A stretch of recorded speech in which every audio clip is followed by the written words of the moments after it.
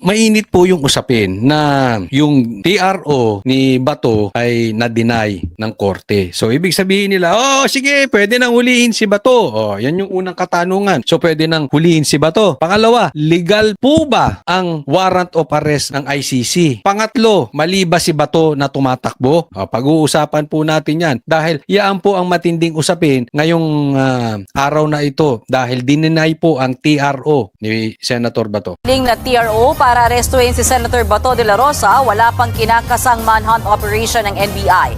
Pero handa raw silang hulihin si Bato. Nasa frontline. Ang balitang yan si Camille Samonte.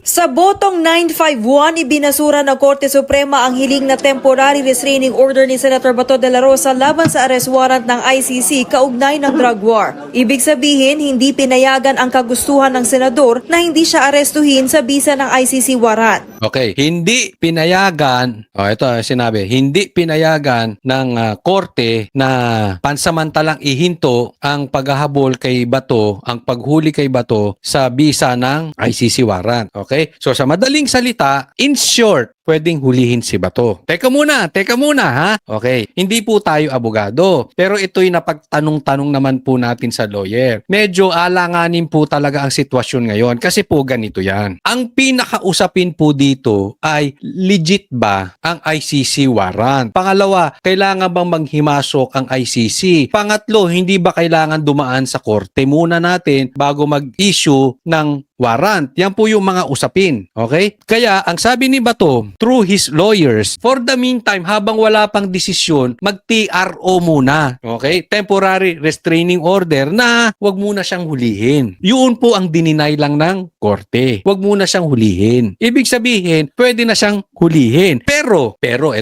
hindi ibig sabihin, legit na po yung warrant ng ICC. Hindi po ibig sabihin, kailangan dumaan sa korte ng Pilipinas. Kaya nga po medyo alanganin yung sitwasyon ngayon. Yes, pwede siyang hulihin, pero pwede rin siya magtago. Bakit? Bakit kanyo? Dahil posible sa Lunes maglalabas na ang korte ng desisyon patungkol po dito. Halimbawa lang, di ba? Ang sinasabi ng mga kain-suka, pinklawan, ayan, na-deny kayo, talo kayo, hulihin yan. Ngayon, pumapanig kayo sa TRO. Okay lang yan, walang problema. Ginugusto nyo yan. Pero sana, pag naglabas ng desisyon ang korte, ang Supreme Court, na dapat dumaan sa korte ng Pilipinas bago dalahin sa dahig at hindi pwedeng dalhin doon dahil that is kidnapping. Kayong mga nagse-celebrate ngayon, pumanig din kayo sa sinasabi ng korte. Fair enough, di ba? Kasi sinasabi nyo panalo na kayo eh. Hindi po tayo again lawyer, pero tanong nyo sa mga lawyers, hindi pa po tapos ang laban. Round 1 pa lang. So in short, pwedeng tumakbo si Bato. Pwede siyang magtago. Pero kung mahuli siya, pwede rin siyang hulihin. Ang tanong dito, pwedeng kasuhan. Pwedeng kasuhan yung mga nanghuli sa kay Bato. Kung sakaling madesisyonan ng korte na dapat padaanin muna sa korte ng Pilipinas. Kasi baka mamaya nahuli si Bato tapos ginawa yung kay PRRD, kinidnap. Hindi na pinadaan sa korte, biglang dinala doon. Nagdesisyon ngayon ng korte natin dapat dumaan sa korte. Nakikita nyo yung dilema. Baka mamaya kayo nang huhuli kay Bato, kayo makasuhan. Remember, hindi forever si Bongbong Marcos na buhay. Remember, hindi forever si Bongbong Marcos na presidente. He is just one overdose away from his position. He is just one election away from his position. Huwag kayong feeling nyo,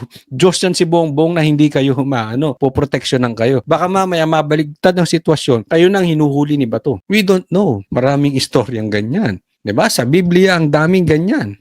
Anong punto natin? Hindi pa tapos ang laban. Ang ICC warrant. Pero paglilinaw ng SC, desisyon lang yan para sa hiling na interim relief. Hindi Narinig? Decision lang yan para sa interim relief. Hindi pa yan saan? pa nila nire-resolba ang mga pangunahing issue na inilahad ng kampo ni Bato. Partikular dito ang kanilang petisyon noong March 2025 na gustong pigilan ang pakikipagtulungan ng ating gobyerno sa ICC.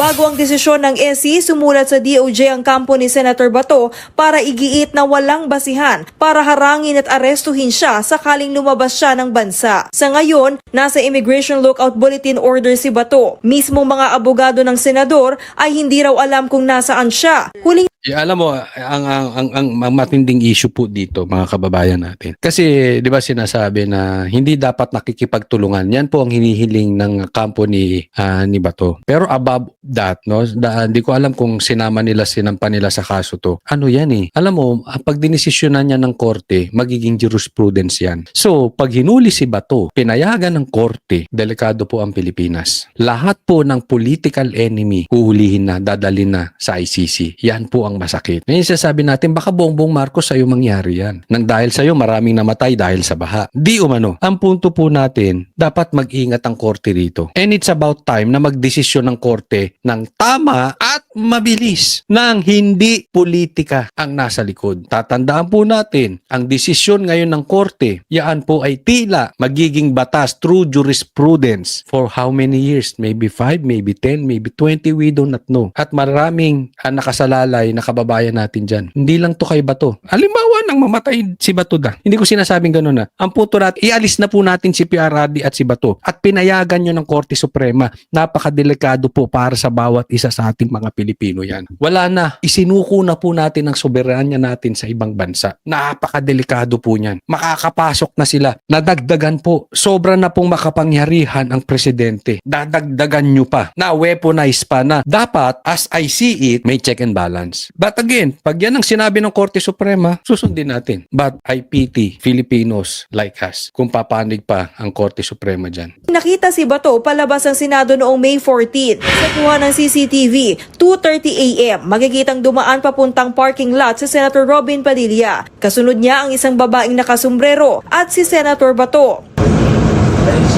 Sa isa pang kuha ng CCTV, Alam mo sa akin, hindi na issue kung sumakay siya kay Robin Padilla o hindi. Inaamin naman ni Robin eh. Wala namang issue. kita ang tatlo na naglakad at sumakay sa puting SUV na pagmamay-ari ni Padilla. Bago makitang umalis ng Senado ang naturang sasakyan, wala pang impormasyon kung saan dumiretso ang sinakyang SUV. Pero huli raw itong nakita papuntang Makati City. Una nang itinanggi ni Padilla na dumiretso sila ng NAIA. Nandito pa raw sa bansa si Bato. Una nang sinabi ng Alay mo, nandito nga sa tabi po, di ba? NBI na may lead na sila kung nasaan ang senador. Pero Tapos may lead kayo at hindi nyo mahuli. May lead kayo, hindi nyo pasukin. Ay kayo ba, naniniwala pa kayo sa mga sasabihin nito si Matibag? Nay! wala raw silang manhunt sa ngayon. Of course, the NBI will have to study muna and see the resolution. What we can guarantee to you is that patuloy naman po na nangangalap ng information ng NBI through the directive of our director para po in the event that we will be dispatched eventually to serve the warrant at hanapin si Senator Bato, alam naman po natin kung anong gagawin. Ako hindi ako naniniwala. Sir, pasensya na. Alam kong spokesperson kayo, hindi nyo naman kasalanan. Napa-under lang kayo sa katulad ni Bato. Pero, ang issue po kasi dito, alam nyo, di ba? Papasukin nyo nga yung Senado, kaya nagkagulo-gulo eh. Para lang mahuli si Bato. Ngayon, sasabihin nyo, alam nyo. Hindi nyo lang hinuhuli pa. Inaantay nyo yung direktiba. Huwag nga tayong maglukuhan. Hindi nyo alam kung nasan si Bato. Di ba?